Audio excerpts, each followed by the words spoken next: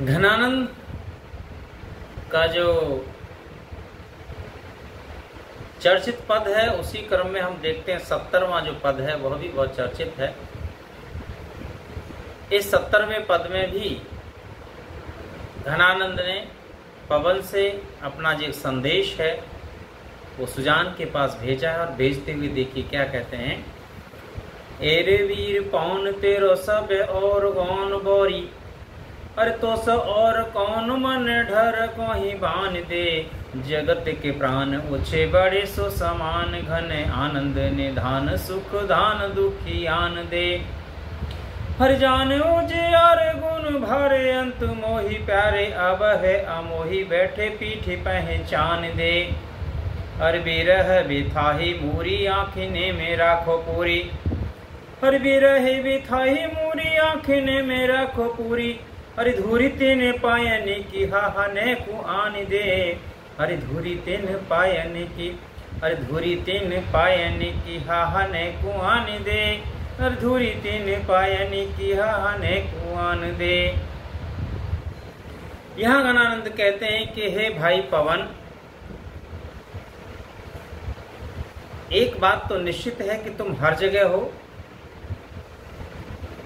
लेकिन यह भी बात सच है कि जहां प्रिय है वहां भी तुम जा सकते हो, अर्थात तुम सर्वव्यापी हो। ऐसा कोई संसार में पृथ्वी पर कोई स्थान नहीं जहां आप न जा सको, इसलिए दूसरे तेरे समान किसी कार्य को नहीं कर सकते। यानी जो कार्य पवन कर सकता है उसे कोई नहीं कर सकता है। कहा भी जाता है कि जहां काम आवे सुई, कहा करे तलवार। दूसरा कोई आपके जैसा कार्य नहीं कर सकता है। बस मेरे प्रति तुम्हें थोड़ी दया दिखानी होगी और एक मेरी टेक भर सिखा देनी है। एक तो तू सारे संसार का प्राण है, यानी वायु के बिना जीवन संभव नहीं है। जैसे जल के बिना नहीं है ऐसे ही वायु के बिना नहीं है। दूसरे, तुझमें छोटे बड़े सभी लोगों को एक जैसा देखने का जो एक नजरिया है वह भी बिल्कुल स्पष्ट है। यानी तुम किसी भी प्रकार के व्यक्ति के बीच में भेदभाव नहीं करते। और तो और तुम हमेशा आनंद की वर्षा करने वाले हो और प्राणियों के दुखों को दूर करने वाले। कार्य भी तुझसे विशेष कठिन नहीं करना है।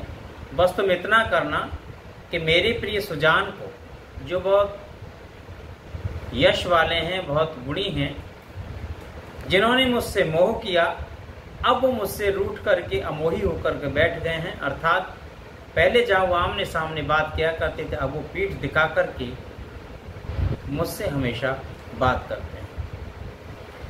उनके चरणों की धूल, पवन से कह रहे हैं कि बस ऐसे निर्मोही व्यक्ति की चरणों की धूल तुम थोड़ी सी ले आना।